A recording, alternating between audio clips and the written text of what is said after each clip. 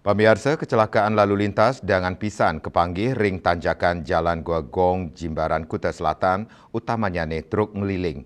Nampenin pikobet Inucap, Polsek Kuta Selatan masang banner imbauan truk dilarang melintas ring margi Inucap.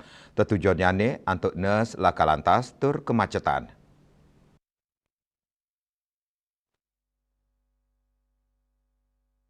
Kapolsek Kuta Selatan Kompol I Gusti Ngurah Yudhistira Galai Lintang Mausang sayu waktin nyani sampun wenten tanda larangan masuk truk miwah bus ring margi punike nanging sering pisan kramani mamurug.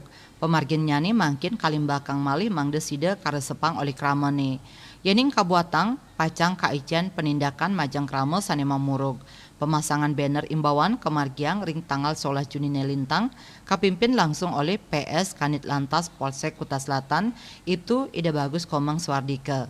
Mawinan ring margine Inucap tanjakan ekstrim dengan kepanggih kecelakaan. Truk sering ngeliling utamanya nih sani makte material santukan nenten kuat nanjak. Pemasangan banner punika taler kaaptiang para sopir truk nenten maling ngelintangin margi Guagong ring sajoning nes kecelakaan. Kertanegara Bali Pos Nguningayang.